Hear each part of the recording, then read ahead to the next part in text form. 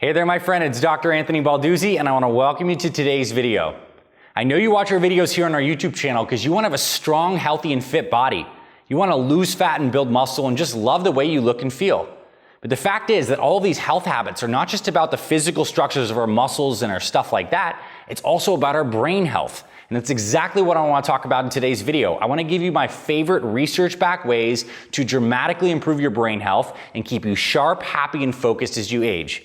Because the fact is, when we look around, we are having an absolute explosion in the rates of dementia and Alzheimer's, which is a form of dementia. There is cognitive decline that's massive right now. We've all met people in their 90s who are sharp as a tack. They're still reading books, having great conversations, and exploring the world. We've also seen people in their 70s who really look like they're vegetables. They're dull, they're forgetful, and they're not really sharp. And we know that the quality of our life experience is largely dictated on the quality of our brain health. And what we do with our lifestyle factors is massively beneficial or detrimental to our brain health. And that's exactly what we're going to cover today. I'm going to cover three main areas: movement, meditation, and then nutrition will be the big section. And in the nutrition section, we're going to talk about what not to do and what to avoid, which is actually more important than the brain healthy foods to include. We're going to cover all that in today's video. So if you're a person out there who wants to be sharp, you want to have a healthy and strong fit brain, or you want to even set your kids up to make sure they have the right trajectory early on in life, this is a video you've been waiting for. So tune in, let's get going, let's improve your brain health today. Did you know that daily exercise is one of the best things you can do for your brain? This is absolutely true. The reason I actually personally am motivated to exercise now is not just for my physical structures and my heart health, it's for my brain. There was a recent study in 2023 published that showed that aerobic exercise, cardiovascular exercise in particular, was one of the strongest stimulators of something called BDNF, brain-derived neurotrophic factor. It basically builds new neurons. And this is so cool. When we exercise, we get greater levels of blood flow to the brain, and it stimulates these areas of our brain to actually increase in size and increase more neurons. And although I'm a huge proponent, as you know, of strength training and resistance training, the kind of exercise that's best for the brain is actually cardiovascular training. So when you're planning your training throughout the week, I think it's good to get some daily cardio in some way, shape, or form. This could be a morning walk, a walk after dinner, a light amount of cardio, 15 to 20 minutes while breathing through your nose. This is going to be so good for your brain health. And then I also recommend you get those pulses of high intensity strength training. Those are going to be key for your muscles, make you more insulin sensitive. They're going to be good for your mitochondria. The combination of these things is absolutely huge. And we look around the world at the people who live the longest, they are doing a combinations of these things. So exercise is one of the best things for your brain. But number two, the second habit was actually what really got me excited to shoot this video, because I saw a headline that said that people who meditate in their 50s actually have greater brain health than people in their mid-20s. Let that sink in. Right now, are you doing some kind of practice of stillness and meditation? Because if you're not, it's one of the greatest things you can do for your brain health. Specifically from the study, they found that people who meditate for 15 to 30 minutes per day have great explosions in the amount of neurons in the frontal cortex. This is the area of the brain that's implicated with memory and decision making. So if you want to really be sharper as you age, meditation is absolutely one of your best tools.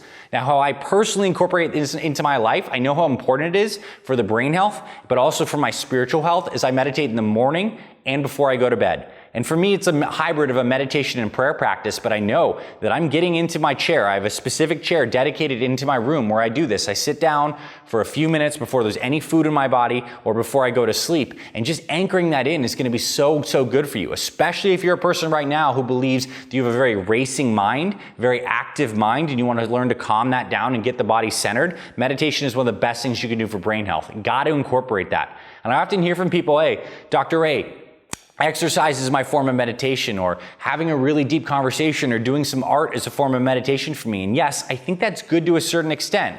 But actually what we know is when you sit really still and you close your eyes and you watch your breath, the brain wave activity really shifts from something called beta waves, those active waves when we're doing different activities, down to those slower alpha waves. And those alpha waves are what's so healing for the brain. When we're in that alpha wave state, it actually increases blood flow to the brain and obviously increases that neuronal growth. So if you're in your 50s and you meditate, you can have better brain health than when you're in your actual 20s. Amazing. Now, number three, we got to talk about nutrition. Nutrition is really one of the areas where you can totally screw up your brain health or totally increase it. And I want to talk about the 6 things that actually kill your brain health. The first thing that will actually devastate your brain health is having high amounts of sugar in your diet. We know this. We've heard that sugar is bad, but we often think of sugar as bad because it's bad for our metabolism or because it leads to fat gain. But here's the real truth. When we have sugar and we eat a lot of sugar from processed sources primarily, it gets into the bloodstream, and sugar is sticky. We know it is. We're eating sugary candy, it's sticky. When sugar is sticky, it sticks to all sorts of things. It sticks in the blood vessels and actually sticks to certain kinds of proteins and other kinds of fats in the body, and it forms these things called advanced glycation end products.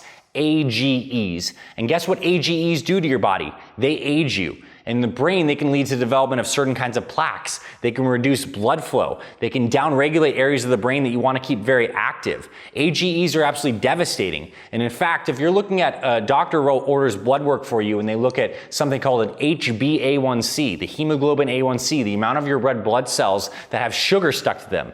And an HbA1c that's high is prediabetes and eventually diabetes. But this process is happening all the time. So another reason that sugar is not just benign, it's not just a little treat in a sweet tooth. So what I recommend you do if you're someone who feels like you have a sugar addiction or a sweet tooth, find a substitute for the thing that you love that's so much healthier. So one of the best brain foods that we're going to talk about is cacao, dark chocolate. So if you get maybe some of these low sugar coconut ice cream bars that are covered in chocolate, the So Delicious brand I'm showing you right here is great. A square of dark chocolate, having a little bit of, let's say, a banana with a little chocolate or apple with some chocolate after dinner. This is so much better than turning to lower quality sugars. They're going to destroy your brain health. The second form of food category that's going to destroy your brain health are low quality inflammatory fats. These are things like processed and baked goods, margarines, pastries, seed oils, canola oil, soy oil, fried foods. These things have inflammatory fats. And when we create inflammation in the body, that's going to create systemic inflammation, inflammation in the brain, inflammation in the digestive tract, inflammation in the heart. And guess what? When we have the heart disease, those buildup of those plaques throughout all of our vital arteries, your brain is getting less blood flow. Why is exercise so good for your brain? Because it increases blood flow. What is killing your blood flow? All these really bad inflammatory fats. So fried foods are not benign. It's not just about this tastes good in this moment. It's actually really harming your cardiovascular and your cerebral system. So we got to get that stuff out. Now, the third category of things that is really going to kill your brain health is actually getting stuff that's sprayed with pesticides. So non-organic grains. Things like non-organic wheat that's sprayed with that Roundup and glyphosate. It destroys your digestive tract. It can cause leakiness in that blood-brain barrier. Your brain is surrounded with this mesh that's helping prevent things from getting into the brain that shouldn't be there. And when we have some of these pesticides, they actually cause leakiness in both the gut and the blood-brain barrier, which causes systemic inflammation and allows certain toxins to get into your brain. So you absolutely want to get non-organic grains out of your life. So non-organic rice, non-organic wheat, non-organic corn, non-organic soy, get those things out and get higher quality of those products. That's why a lot of our program members who do eat bread, they're either eating organic sourdough bread, which is fermented and has lower levels of some of these gluten proteins, or something like Ezekiel bread, which is sprouted and is an ancient recipe that's so much healthier. You can have some of these things if it tolerates well for you as long as they're high quality. Now, the next thing you got to get out of your body for overall brain health is sources of methyl mercury. And this is the kind of mercury that's found in seafood. Methyl mercury is absolutely neurotoxic. It just straight up kills neurons. This is found in the bigger fish, tuna, swordfish, snapper, sea bass. Some of these fish that we absolutely love, although they have certain healthy things in them, like those omega-3s, this methyl mercury stays in the brain for over 20 years and kills your brain cells. And those mercury fillings many of us got growing up because we had cavities from oftentimes eating too much sugar, they can also release a kind of mercury into your body that's neurotoxic. And you can go down the rabbit hole. This stuff's legitimately not good for you. But I know you may want to incorporate seafood into your life, so what do you actually do? Well, wild-caught salmon, sardines, herring, crab, trout, these smaller fish are lower in mercury and they still give you a lot of the benefits. Now, there's other problems with seafood like microplastics and things like this, but certainly get the high mercury seafood out of your diet. And a couple other pro tips on this. You can actually eat some Brazil nuts while you're eating seafood. Brazil nuts have selenium, which is a particular kind of metal that binds up mercury in the gut, preventing it from being absorbed in the body. So that's kind of cool. And so you may want to also have the little Brazil nut trick when you do have seafood. That can be really good. Now, the other thing that's really important is artificial sweeteners. Artificial sweeteners can absolutely wreck your brain health, and they have direct studies in humans and animals that show that when you actually have artificial sweeteners in a high amount on a regular basis, it can actually decrease blood flow to the areas of your brain associated with memory and with sharper thinking and processing. They've shown this in rats and mice. They're also showing this in humans. Humans who have artificial sweeteners oftentimes have lower, more depressive moods, and they can actually induce this in people by giving them high amounts of these things. So it's not just about calories, it's the fact that these things actually harm our gut bacteria, can do changes to the probiotics in our bodies, as well as harm our brain health. So you got to get artificial sweeteners out. So it's not as simple as I'm not going to have sugar, I'm going to have that other kind of artificial sweetener kind of thing that's really crap, get it out of your life. What you can do though is use things that are sweetened with monk fruit or stevia. These are okay sweeteners in the right amounts at the right times that can still be good for your brain health. And then finally, I gotta say, is one thing that many of us do love to enjoy on occasion will destroy your brain health, and that is alcohol. The research is just so clear. People who drink even like moderately amounts have smaller brains. Alcohol makes your brain actually shrink, which means it's killing brain cells. And they found this in people from ages 35 to the 60s who are moderate drinkers have smaller brain volumes and they get worse sleep. And there's a really good brain researcher named Dr. Daniel Amen who's done functional MRI scans of people, and he scans their brains and he sees blood flow to different regions. And when people drink, they have lower blood flow to the area of the hippocampus that's involved with memory, involved with mood, and so many of these important things. Now, when it comes to things to what to add into your nutrition plan for greater brain health, well, it certainly is some of that good high quality seafood that has the omega-3 fatty acids. They're good for your heart, they're good for your brain. Things that I like are some wild salmon, some sardines. I also get omega-3 from walnuts, hemp seeds, and chia seeds. Get those into your life or get an omega-3 supplement, really good for your brain health. Other things, blueberries and berries in general.